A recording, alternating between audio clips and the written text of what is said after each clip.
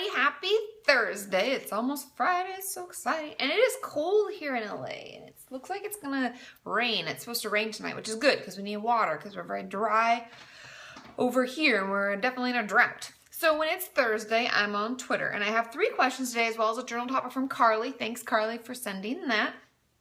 And these are kind of a variety. And I hope that you find at least one of these questions very helpful. I try to mix it up so we're all getting the information that we're wanting, because mental health is so broad, right? There's so many different topics and some things that I am unable to answer because it's really not something that I'm knowledgeable about. And even if I look into it, I feel like then I'm just kind of regurgitating what I find online versus having some kind of experience. So sorry if sometimes when you ask a question about a specific topic, I'm like, I don't really know, you know? And hopefully soon I'll be able to have like a psychiatrist on my channel. We can talk about medications in more detail because those are the things that are kind of out of my scope of practice. But anyway, let's get going. First question is, hey Katie, can witnessing intense domestic violence or domestic abuse as a child, even though it stopped almost a decade ago, be a reason for developing an eating disorder now?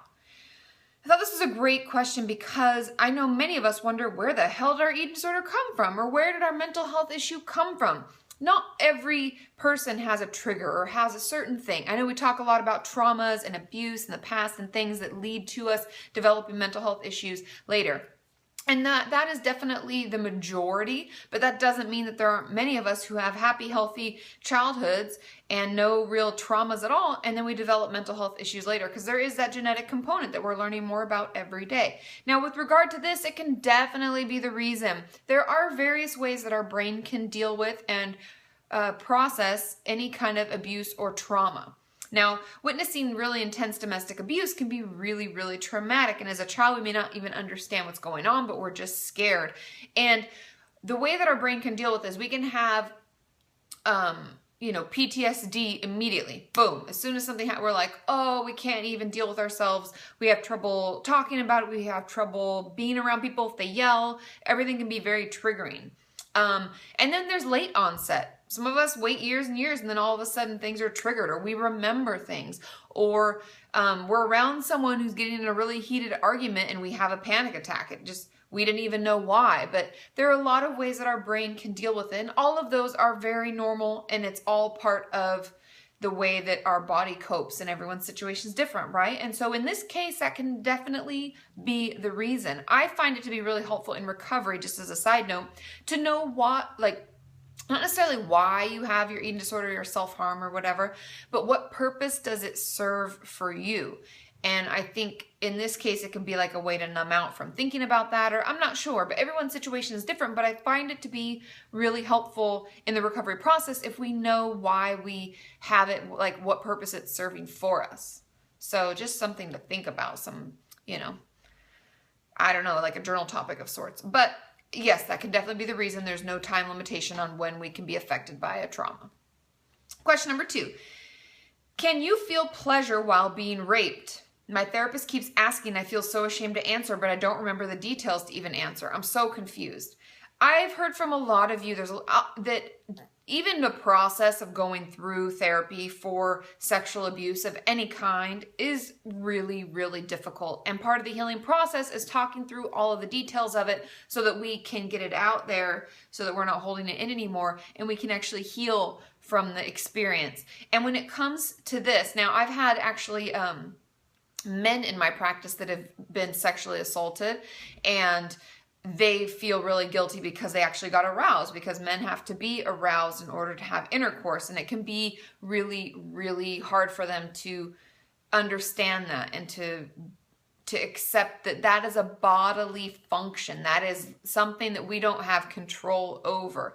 And as a woman, first of all, I don't really know why your therapist is asking if you felt pleasure, because it's really not, to me, that's really not something that I would go into. That's not really important as part of recovery. It's more about your memory of it, how it happened, how you felt, and then how you felt afterwards and moving forward. But you can definitely feel pleasure. It does not mean that you wanted it to happen. It does not mean that you asked for it to happen. It doesn't mean that you did anything at all to warrant that kind of behavior. That does not mean that. Pleasure is our bodily response. It's like going to the doctor and then hitting my knee in that one little spot and my leg kicks out.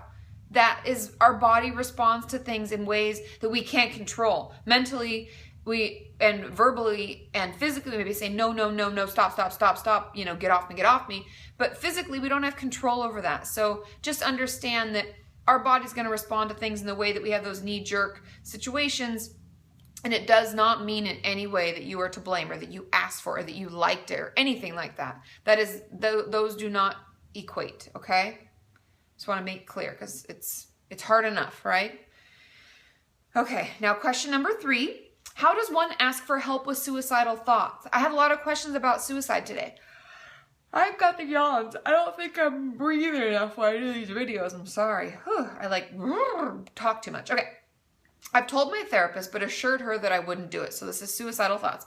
I tell myself I will, but then I chicken out. So if I'm not going to kill myself, what do I do? Now, I had a lot of questions about, like, if I tell my therapist that I want to kill myself, what do they do? Or if I tell them I have suicidal thoughts, what do they do? Now, what we do, let's say I don't know you very well, you've only seen me a few times, is I would ask you about it. I'd ask if you have a plan. I'd ask if you plan to do it soon. I'd ask if you've attempted before. I'd ask you a lot of different questions about your past suicide and depression. And if I don't really feel like you're, like this person said, like, I'm actually not going to do it. I've told my therapist I'm not going to do it, but I think about it. I'd make you sign a no harm contract.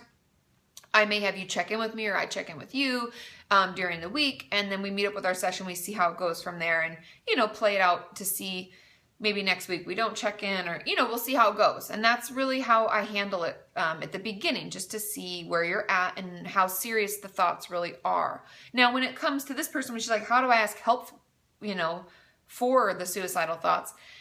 I did a collaboration with someone very, very cool yesterday, and we were talking about this, so stay tuned for that video.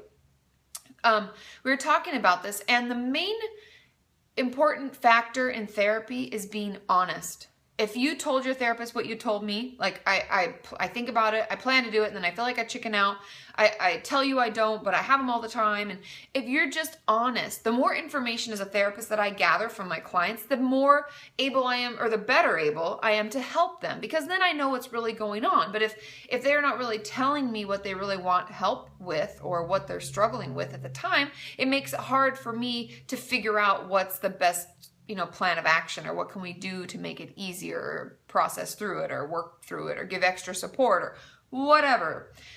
So I would encourage you, if you're concerned, if you're like this person and you need help with your suicidal thoughts, but you just don't know what to really say, I would just say, I'm having a lot of suicidal thoughts. I don't feel like I'm really going to kill myself, but sometimes I think I'm going to, and then I, feel like I chicken out, and I have them all the time, and I just really need more help with this. They'll work with you. There are different worksheets and things we can have you fill out. There are things that we can do. There are referrals we may give you to a psychiatrist. If your depression is so deep and you're feeling so, bogged down by it, that you're feeling so suicidal and it's palpable, you feel it all the time, we might, need you to try different medication, or see someone different, or try a different type of therapy, or there's a bunch of different things we can do. So I would just be as honest as you can, because at that point, then you'll get the information and the help that you need. Okay?